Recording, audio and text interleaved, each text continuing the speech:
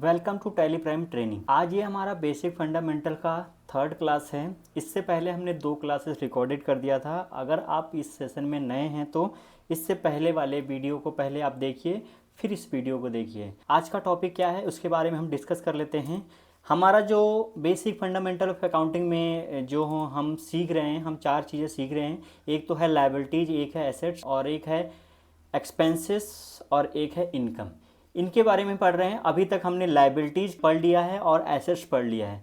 तो इसी से रिलेटेड हमने ये तो सीख लिया है कि लायबिलिटीज में क्या क्या चीज़ें शो होती हैं, एसेट्स में क्या क्या चीज़ें शो होती हैं।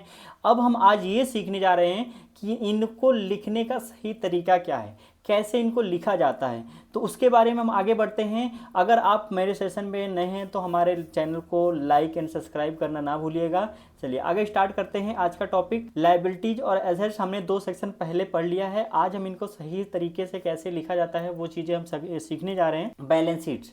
अब हम क्या करेंगे, सबसे पहले हम एक लायबिलिटीज साइड और एक एसेट साइड। अब जो भी हमने लायबिलिटीज पढ़ा है, लायबिलिटीज में क्या क्या चीज़ें आती हैं वो सारा आपको बता दिया गया इससे पहले सेशन में। तो उसमें से आप देख सकते हैं यहाँ पे लायबिलिटीज में जो लायबिलिटीज में आएंगे हम लायबिलिटीज में लिखेंगे, जो एसेट्स में आते हैं वो एसेट्स में लिखेंगे। ठीक है। तो सबसे पहले आपको पता है कि लायबिलिटीज में क्या चीज़ें शो की जाती हैं। सबसे पहले कैपिटल। कैपिटल आपको मालूम है, सारा एक्सप्लेन कर दिया गया है। नेक्स्ट आता है लोन्स लायबिलिटी। अब लोन्स में 2 लोन होते हैं, एक तो होता है सिक्योर लोन, एक होता है अनसिक्योर लोन। इसके बाद आता है करंट लायबिलिटीज। करंट लायबिलिटीज में एक तो होता है सन्ड्री क्रेडिटर्स, और एक होता है ड्यूटीज एंड टैक्सेस, और एक होता है आउटस्टैंडिंग एक्सपेंसेस या पेबल एक्सपेंसेस बोल सकते हैं। ठीक है। ये तो हमारे टाइप ऑफ लायबिलिटीज, हमने इसको डिटेल में पहले वीडियो में पढ़ा है कि इनका अर्थ क्या होता है। उससे आप लोग देख लीजिएगा, हम केवल सही तरीका लिखने का आपको बता रहे हैं। ठीक है। तो हमने एक साइड में क्या लिख दिया, लायबिलिटीज, यानी कि लेफ्ट साइड में लायबिलिटीज और राइट साइड में हम एसेट्स के बारे में लिख लेते हैं। एसेट्स में आपको पता है कि सबसे पहले आता है फिक्स एसेट्स, और फिक्स एसेट्स के बाद आता है इन्वेस्टमेंट। इन्वेस्टमेंट के बाद आता है करंट एसेट्स।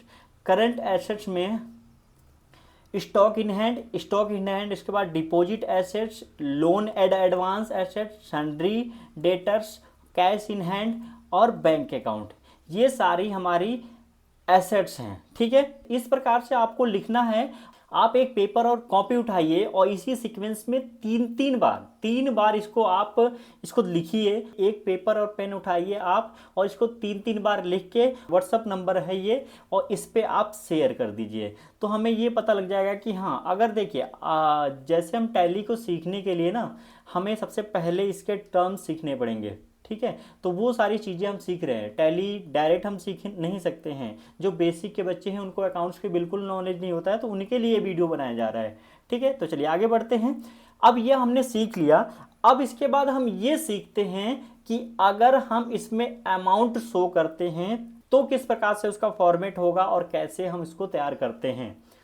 ठीक है। तो ये हमने एक सैंपल ऑफ बैलेंस शीट लिखा है। उसी प्रकार से एक साइड हमारी लायबिलिटीज और एक साइड हमारी एसेट्स, लेकिन एक और हमने कॉलम जोड़ दिया इसमें अमाउंट का। ठीक है। तो पहले लायबिलिटीज, फिर अमाउंट, फिर एसेट्स, फिर अमाउंट। तो सबसे पहले आपको हमने बताया था कि लायबिलिटी साइड में कैपिटल शो होता है। कैपिटल जो ऑनर होता है ना, जो भी ऑनर होता है, जो बिजनेस स्टार्ट करता है, जो पैसा लगाता है ना, उसको बोला जाता है कैपिटल। अब यहाँ पे हमने पहले सेशन में आपको बताया था कि जो ऑनर है वो नंदिनी है, और नंदिनी ने एक बिजनेस स्टार्ट किया है जिसका नाम है नंदिनी ट्रेडर्स। तो हम इसी का अज्यूम करके चलते हैं कि ये नंदिनी ट्रेडर्स का बैलेंस शीट है। अब यहाँ पे नंदिनी ने जो कैपिटल मतलब अपने बिजनेस में जो पैसा लगा रखा है, हम एक छोटे से अमाउंट से आपको समझा रहे हैं, आपको केवल समझना है। ठीक है, कि किस प्रकार से होता है। अब नंदिनी ने अपने बिजनेस में कैपिटल कितना लगाया है, यहाँ पे हमने लिखा है 10,000। ठीक है। आपके केस में मान लो हम नंदिनी, आप बिजनेस स्टार्ट करते हैं, आप 1 लाख 2 लाख 3 लाख जितना करते हैं वो यहाँ पे अमाउंट पड़ जाएगा। तो यहाँ पे हम छोटे सा अमाउंट लेके चल रहे हैं। नंदिनी ने जो कैपिटल लगाया यानी कि अपने बिजनेस में नगद पैसे लगाए हैं वो 10,000 रुपये।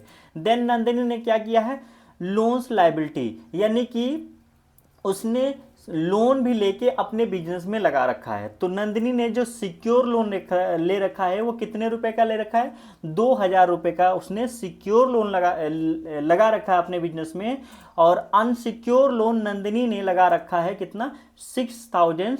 यानी कि यहाँ पे टोटल देखा जाए तो नंदिनी ने लोन जो अपने बिजनेस में लेकर लगा रखा है वो 8,000 का, ठीक है। उसके बाद आता है next current liabilities. Current liabilities में सबसे पहले आता है सन्ड्री क्रेडिटर्स। अब जो क्रेडिटर्स ये होते हैं जिनसे नंदिनी ने उधार में सामान खरीदा, इनको पैसा देना होता तो वो क्रेडिटर्स है। तो इनको कितना पैसा, यानी कि क्रेडिटर्स को कितना हमें पैसा देना, यानी कि नंदिनी ने कितना देना है, 5,000 रुपये, ठीक है। देन आता है ड्यूटीज एंड टैक्सेस, जो गवर्नमेंट को टैक्स देना है, किसने देना है, नंदिनी ने, कितना, 4,000 रुपये। देन आता है एक्सपेंसेस पेबल या आउटस्टैंडिंग एक्सपेंसेस पेबल, वो खर्चे जो नंदिनी ने कर दिए हैं बट अभी दिया नहीं है, वो कितना है, 3,000 से। तो इनका हम टोटल करेंगे करंट लायबिलिटीज का, तो टोटल होता है 12,000 यानी कि 12,000 रुपये। अब यहाँ पे हम इनका टोटल निकाल लेते हैं, सभी का टोटल, जैसे कैपिटल, लोन कितना लगाया, करंट लायबिलिटीज, यहाँ पे टोटल जब हम करते हैं तो यहाँ पे 30,000 रुपये निकल के आता है, ठीक है। तो ये तो हमारा लायबिलिटी साइड हो गया। अब हम बढ़ते हैं एसेट साइड की तरफ। एसेट्स में आपको पता है कि सबसे पहले फिक्स एसेट शो किया जाता है। तो नंदिनी ने अपने बिजनेस को रन करने के लिए जो भी सामान लगा रखा वो कितने का, फिक्स एसेट लगा रखा वो कितने का, 8,000 का लगा रखा है। देन नंदिनी ने जो इन्वेस्ट कर रखा अपने बिजनेस के नाम से, वो कितना इन्वेस्ट कर रखा है, 2,000 इन्वेस्ट कर रखा है। देन उसके बाद आता है करंट एसेट्स। करंट एसेट्स में सबसे पहले स्टॉक, अब नंदिनी के बिजनेस में जो सामान बचा हुआ है वो 6,000 का। देन आता है डिपॉजिट एसेट्स, अब नंदिनी ने कोई सिक्योरिटी के तौर पे किसी को पैसा दे रखा है, तो वो कितना दे रखा है, 2,000 रुपये दे रखा है, ठीक है। उसके बाद आता है लोन एंड एडवांस एसेट्स, अब नंदिनी ने किसी को लोन या एडवांस जो दे रखा है वो कितना दे रखा है, 2,000 दे रखा है। उसके बाद आता है सन्ड्री डेटर्स। डेटर्स होते हैं जिनसे हम सामान उधार में बेचते हैं, जिनको हम सामान उधार में बेचते हैं वो डेटर्स होते हैं।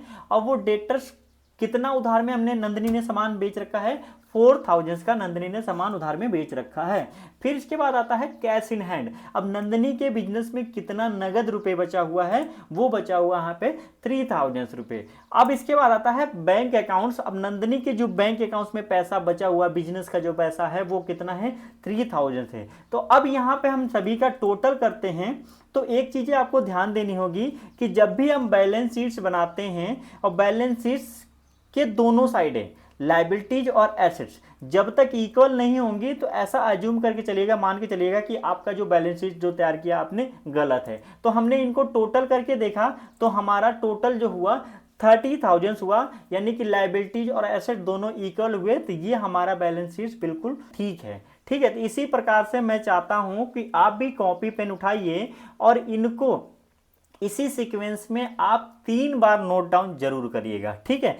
तो इसी से रिलेटेड आपके लिए हम टेस्ट भी लाएं, टेस्ट को सॉल्व करके हमारा ये जो व्हाट्सएप नंबर है इस पे सेंड कर सकते हैं। पहला टेस्ट हमारा ये है, इसको सॉल्व करना है। ये देखिए हमने सारे अकाउंट्स एक ही जगह लिख दिए हैं, इसमें से आपको लायबिलिटीज वाले अलग और एसेट्स वाले अलग करके और दोनों का टोटल इक्वल आना चाहिए। अगर इक्वल नहीं आता है तो आपका बैलेंस शीट जो तैयार किया है वो गलत है। इसी स्ट्रक्चर में तैयार करना है, जैसे हमने तैयार किया, जो अकाउंट जहां पे शो किया वैसे ही तैयार करना है, लायबिलिटीज वाले अलग, एसेट्स वाले अलग। इसी प्रकार से पहला हो गया। दूसरा ये हो गया, वीडियो को पॉज करके आप इसको नोट डाउन कर लीजिएगा, फिर अपने कॉपी में नोट कर लीजिएगा। उसके बाद यहाँ पे ये तीसरा हो गया, ठीक है। तो ये 3 टेस्ट हैं और आपको इसको सॉल्व करना है। अगर वीडियो अच्छा लगा तो हमारे चैनल को लाइक एंड सब्सक्राइब करना ना भूलिएगा। थैंक